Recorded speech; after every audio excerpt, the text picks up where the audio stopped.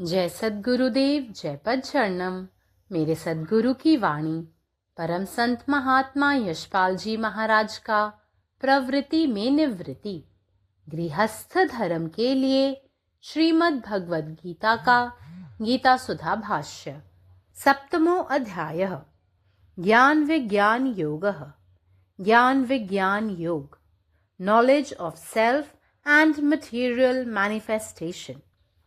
भगवान कृष्ण ने पिछले अध्याय में कहा, जिसे लोग योगी कहते हैं उसे देवों का भी देव समझना चाहिए। वह मेरा सर्वस्व बल्कि प्राण ही होता है। उस पुरुष में और सद्गुरु में जो प्रतीति होती है उसका वाणी से कभी वर्णन ही नहीं हो सकता। उसमें जो तन्मयता होती है, यदि उसके लिए किसी उपयुक्त उपमा की आवश्यकता हो तो उसकी यही उपमा हो सकती है कि शरीर दो पर आत्मा एक।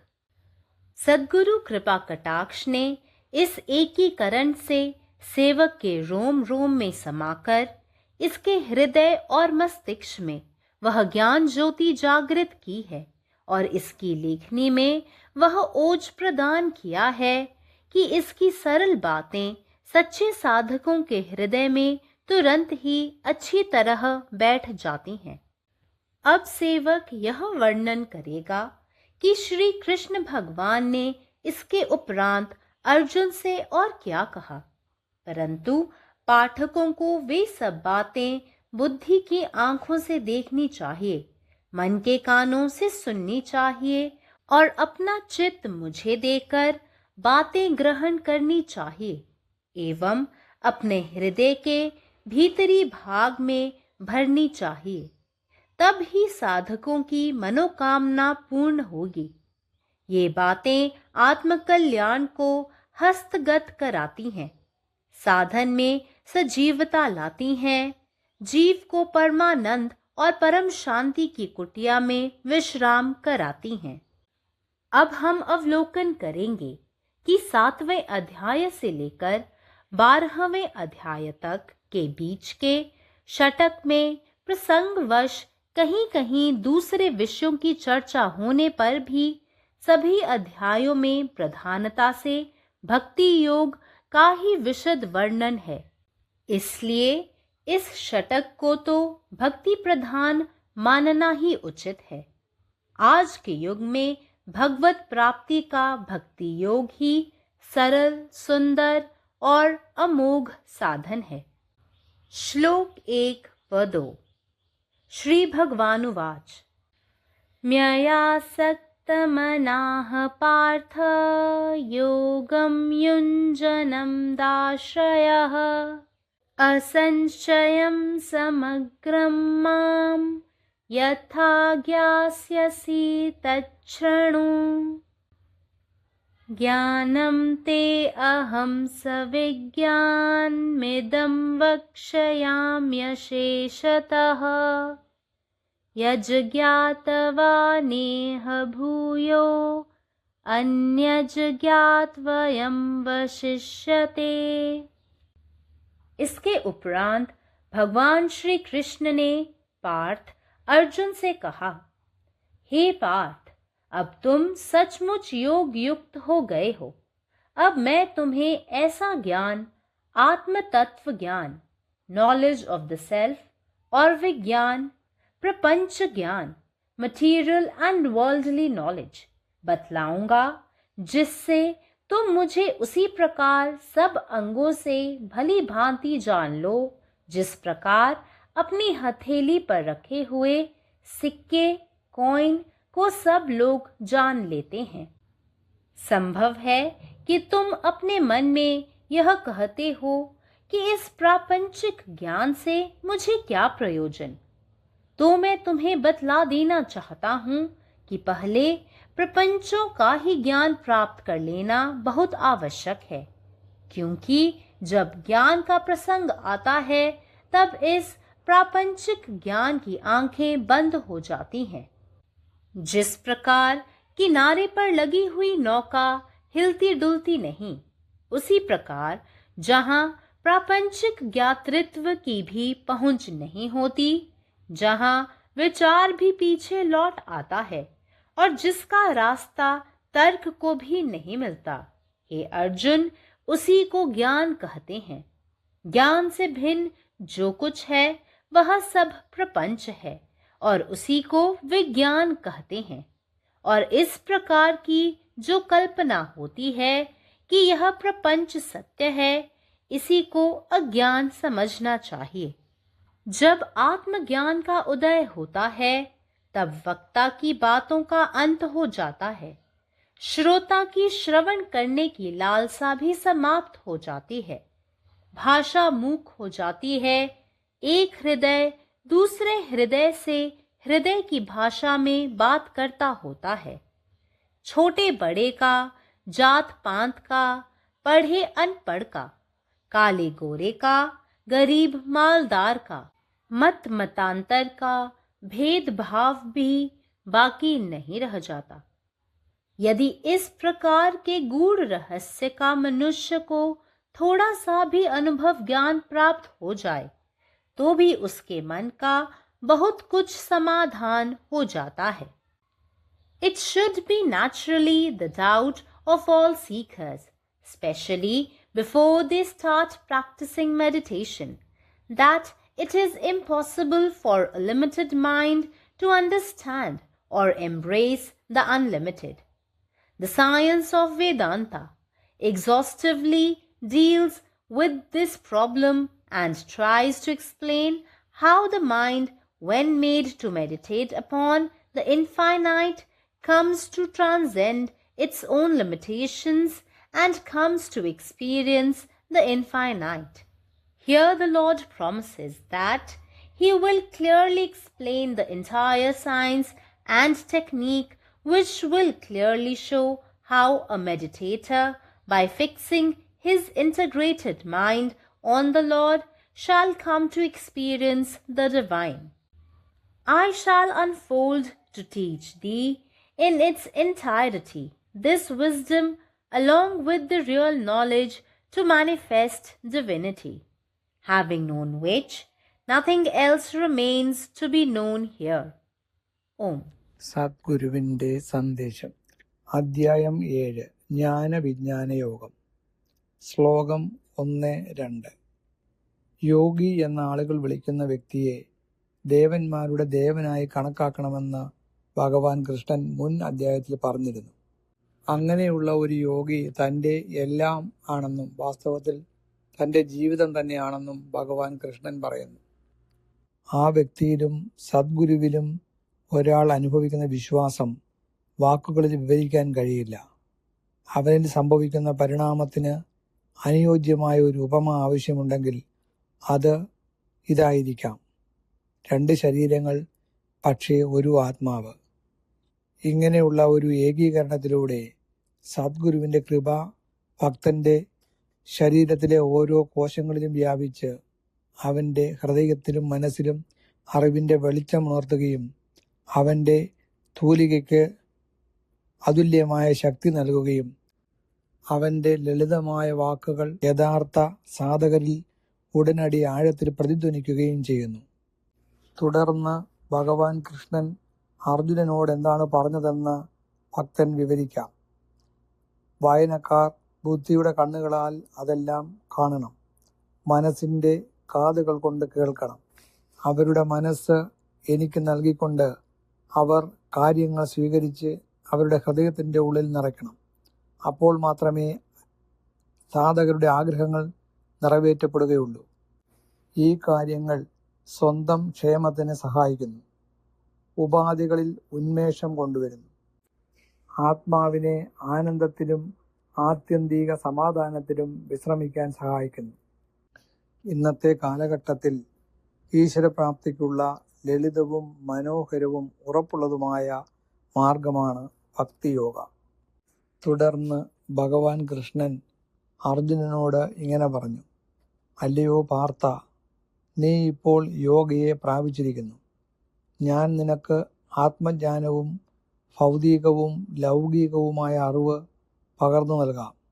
എല്ലാവരും അവരുടെ ഉള്ളം കയ്യിൽ പിടിച്ചിരിക്കുന്ന ഒരു നാണയത്തെ മനസ്സിലാക്കുന്നത് പോലെ നീ അതിൻ്റെ എല്ലാ വശങ്ങളെക്കുറിച്ചും നന്നായി അറിയണം. അതുകൊണ്ട് ലൗകിക കാര്യങ്ങളെക്കുറിച്ചുള്ള അറിവ് ആദ്യം നേടേണ്ടത് അത്യാവശ്യമാണെന്ന് ഞാൻ നിന്നോട് പറയാൻ ആഗ്രഹിക്കുന്നു. കാരണം ജ്ഞാനം എന്ന വിഷയം ഉദിക്കുമ്പോൾ തന്നെ ലൗകികമായ അറിവിൻ്റെ കണ്ണുകൾ അടഞ്ഞു പോകുന്നു. കരയിൽ നങ്കൂരമിട്ടിരിക്കുന്ന ഒരു ബോട്ടിന് നീങ്ങാൻ കഴിയാത്തതുപോലെ ലൗകികമായ അറിവിന് എത്താൻ കഴിയാത്തിടത്ത്, ചിന്ത പോലും പിന്നോട്ട് തിരിയുന്നിടത്ത്, അഥവാ യുക്തിക്ക് പോലും വഴി കണ്ടെത്താൻ കഴിയാത്തിടത്ത്, അല്ലയോ അർജുന, അറിവ് മാത്രമേ അവിടെ നേടാനാകൂ.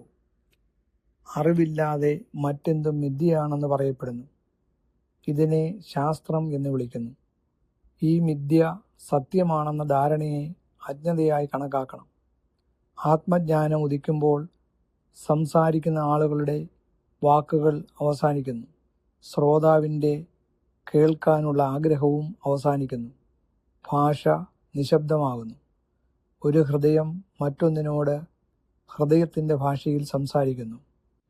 ചെറുപ്പക്കാരും വൃദ്ധരും തമ്മിലുള്ള വ്യത്യാസങ്ങൾ, ജാതീയമായ വ്യത്യാസങ്ങൾ, വിദ്യാസമ്പന്നരും വിദ്യാഭ്യാസമില്ലാത്തവരും, കറുത്തവരും വെളുത്തവരുമായ ആളുകൾ, സമ്പന്നരും ദരിദ്രരുമായ ആളുകൾ, അങ്ങനെയുള്ള വ്യത്യാസങ്ങൾ ഇല്ലാതാകുന്നു. ഈ ആഴമേറിയ നിഗൂഢതയുടെ ഒരു ചെറിയ അനുഭവം പോലും ഒരാളുടെ മനസ്സിന് വളരെയധികം സമാധാനം നൽകുന്നു. പരമാത്മാവ് നീ തന്നെ, നിന്റെ ഇഷ്ടം പൂർണ്ണമാകട്ടെ. ജയ് സദ്ഗുരുദേവ്, ജയ് പദശരണം. जय गुरुदेव, जय पदशरण. अध्याय 7, श्लोक 1 आणि 2. ज्ञान विज्ञान योग. स्वतःचे आणि भौतिक प्रकटीकरणाचे ज्ञान. Knowledge of the self and material manifestation. भगवान श्रीकृष्णाने मागील अध्यायात म्हटले होते की ज्याला लोक योगी म्हणतात त्याला देवांचा देव मानले पाहिजे. तो माझा सर्वस्व आहे, खरं तर माझेच जीवन आहे. त्या व्यक्तीमध्ये आणि सद्गुरूमध्ये अनुभवल्या जाणाऱ्या भावना शब्दात वर्णन करता येत नाहीत. जर त्याच्यात विसर्जित होण्यासाठी योग्य उपमा आवश्यक असेल तर ती फक्त अशी असू शकते: 2 शरीर पण एकच आत्मा. या एकीकरणाद्वारे सद्गुरूंच्या कृपेने भक्ताच्या प्रत्येक रंध्रात झिरपलेले आहे. त्याच्या हृदयात आणि मनात ज्ञानाचा प्रकाश जागृत केला आहे आणि त्याच्या लेखणीला अशी शक्ती दिली आहे की त्याचे शब्द लगेचच खऱ्या साधकांना खोलवर जाणवतात. आता भक्त यानंतर भगवान श्रीकृष्णाने अर्जुनाला आणखी काय सांगितले याचे वर्णन करेल. परंतु वाचकांनी त्या सर्व गोष्टी बुद्धीच्या डोळ्यांनी पाहाव्यात, मनाच्या कानांनी ऐकाव्यात आणि त्यांचे मन मला देऊन त्या गोष्टी स्वीकाराव्यात आणि त्यांच्या हृदयाच्या अंतरंगात भराव्यात. तरच साधकांच्या इच्छा पूर्ण होतील. या गोष्टी आत्मकल्याणात मदत करतात, साधनामध्ये चैतन्य आणतात, आत्म्याला आनंद आणि परम शांतीच्या झोपडीमध्ये विश्रांती देतात. आता आपण पाहणार आहोत की 7वा अध्याय ते 12व्या अध्यायातील शतकात जरी इतर विषयांवर येथे आणि तिथे तर चर्चा केली जात असली तरी सर्व अध्यायांमध्ये भक्तियोगाचे तपशीलवार वर्णन आहे. म्हणूनच या शतकांना भक्तिभिमुख मानणे योग्य आहे. 7वा शतक ते 12व्या शतक.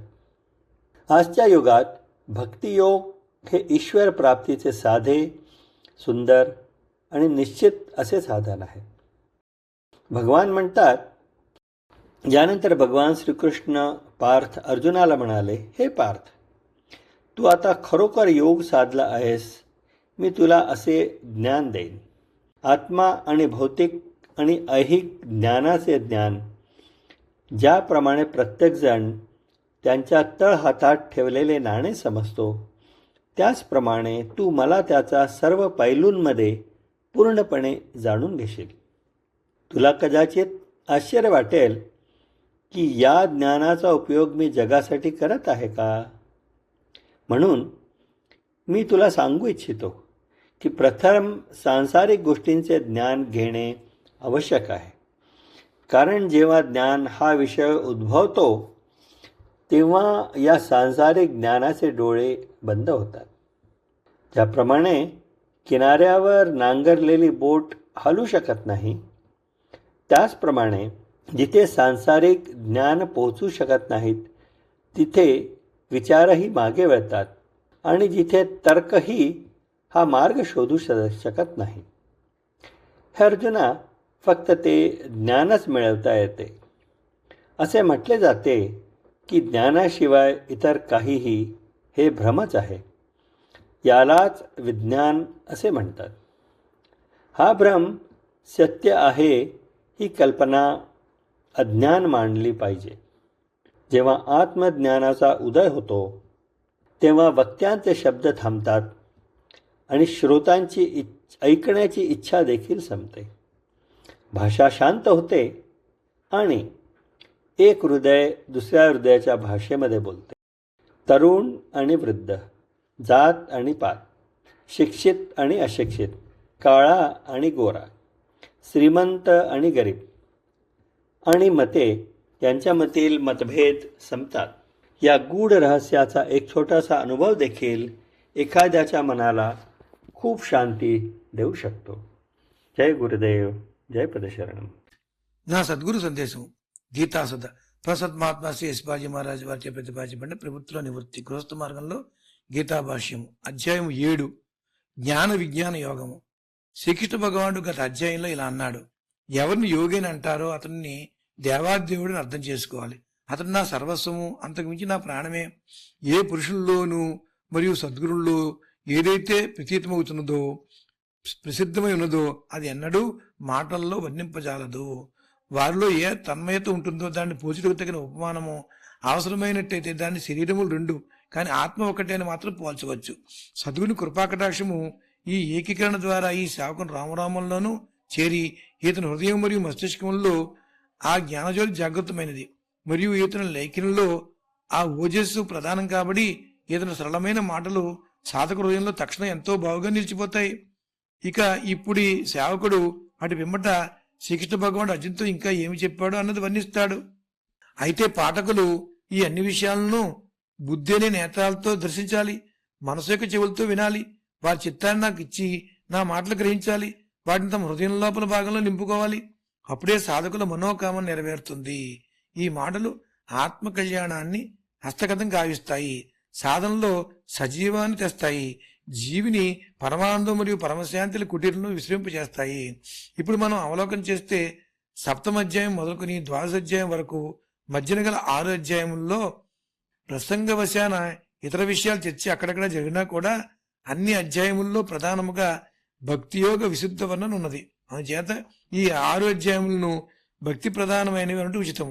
నేటి యుగంలో భగవత్ ప్రాప్తికి భక్తి యోగమే సరళమైన సుందరమైన అమోఘమైన సాధన అయి ఉన్నది. శ్రీ భగవాను వాచ శ్రీకృష్ణ భగవాన్ ఇలా అన్నాడు, మయ్యాసక్త మనాపార్థ యోగం యుజ్ఞన్మ దాశ్రయ అసంశయం సమగ్రం మాం యథా జ్ఞాససి తుచ్ఛృణు జ్ఞానం తేహం సవిజ్ఞానమిదం వక్ష్యామి శేషతః ఇజ్ఞాత్వా నేహభూ యోన్య జ్ఞాతవ్య మమ శిష్యతే.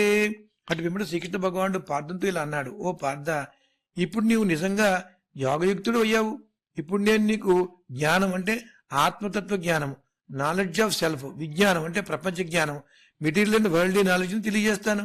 దీంచే నీవు ఏ ప్రకారంగా చేతిపై ఉన్న నాణ్యమును అందరూ తెలుసుకోగలుగుదురో అదేవిధంగా సమస్త అవయవములచే నీవు నన్ను ఎంతో బాగుగా తెలుసుకోగలుగుదువు. నీవు నీ మనసులో ఈ ప్రపంచ జ్ఞానంతో నాకు ప్రయోజనం ఏమిటి అని అనుకుంటే జరగవచ్చు. అయితే నేను నీకు చెప్పాలనుకున్నది ఏమనగా, ముందుగా నీవు ప్రపంచ జ్ఞానాన్ని పొందడం చాలా అవసరము. ఎందుకంటే ఎప్పుడైతే జ్ఞానం యొక్క ప్రసంగం వస్తుందో అప్పుడు ఈ ప్రాపంచిక జ్ఞానేతలు మూసుకుపోతాయి.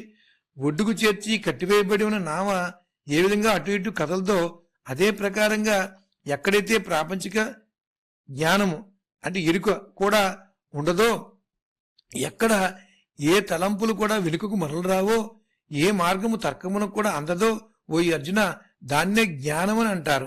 జ్ఞానమునకు భిన్నమైనది ఏదో అదంతా ప్రపంచము, దానిచే విజ్ఞానం అని అంటారు. ఈ ప్రపంచము సత్యమని చెప్పబడే కల్పన ఏదైతే ఉన్నదో దానిని అజ్ఞానమని తెలుసుకోవాలి. ఎప్పుడు ఆత్మజ్ఞానం జరుగుతుందో అప్పుడు భక్త యొక్క మాటలు అంతమైపోతాయి. శ్రోత యొక్క శ్రవణం చేయాలనే కోరిక కూడా సమాప్తమైపోతుంది. భాష మోగపోతుంది. ఒక హృదయం రెండో హృదయంతో హృదయ భాషలో మాట్లాడుతుంది. చిన్న పెద్ద, జాతి తెగ, చదువుకున్నవారు చదువుకోని వారు, నలుపు తెలుపు, ధనిక పేద, మతాంతరముల భేదభావములు ఏమీ మిగిలి ఉండవు. ఈ విధమైన గూఢ రహస్య అనుభవ జ్ఞానము మానవునకు ఏ కొంచెమైనా లభించినట్టయితే అతని మనసు ఎంతో కొంత శాంతిస్తుంది. పరమాత్మ నీవే ఉన్నావు, నీ ఇష్టమే నెరవేరాలి. జై సద్గురుదేవ్, జై ప్రసరణం. 7वां अध्याय ज्ञान विज्ञान योग। भगवान कृष्ण पिछला अध्याय में कहलखिन जे जिनका लोक योगी कहैत छनि हुनका देवतो सबके देव बुझबाक चाही। ओ हमर सर्वस्व, हमर प्राण छथि। ओहि पुरुष आ सद्गुरु में जे प्रेम होइत अछि ओकर वर्णन वाणी सँ कखनो संभव नहि अछि। हुनका में जे तन्मयता होइत अछि, जँ ओहि लेल कोनो उपमा देबाक आवश्यकता हुए तऽ एतबे कहल जा सकैत अछि जे दूटा देह आ आत्मा एके। सतगुरु के कृपा कटाक्ष एहि एकीकरण सँ सेवक के एक एकटा रोइया में बैस कऽ ओकर हृदय में मस्तिष्क में ज्ञान ज्योति प्रज्वलित केने अछि आ ओकर लेखनी में एहन प्रकाश भरि देने अछि जे ओकर सरल गप असल साधक के हृदय में गहींर पैस जाइत अछि। आब सेवक ई वर्णन करत जे श्री कृष्ण भगवान एकर बाद अर्जुन से आर की कहलखिन। मुदा पाठक सबके ई सब बात बुद्धि के आंखि से देखबाक चाही, मोनक कान से सुनबाक चाही, अपन चित्त हमरा द क ई ग्रहण करबाक चाही, अपन हृदय में भरि लेबाक चाही। तखने साधक सबके मनोकामना पूर्ण हैत। ई बात सब आत्मकल्याण के हस्तगत करबबैत अछि, साधना में सजीवता आनैत अछि, जीव के परमानंद आ परम शांति के कुटी में विश्राम करबबैत अछि। आब हम सब देखब जे 7म अध्याय से लऽ कऽ 12म अध्याय धरि जे खटक अछि ओहि में प्रसंगवश कतौ कतौ दोसर विषय के चर्चा भेल अछि, मुदा सब अध्याय में प्रधान रूपेण भक्ति योग के विशद वर्णन भेटैत अछि। एहि कारण एहि खटक के भक्ति प्रधान माननाइ उचित अछि। आजुक युग में भगवत प्राप्ति लेल भक्ति योगे सरल, सुंदर आ अमोघ साधन अछि। श्री भगवान उवाच, मय्यासक्त मनाः पार्थ योगम युञ्जन्म दाश्रयः असंशयम समग्रम मा यथा ज्ञास्यसि तच्छृणु।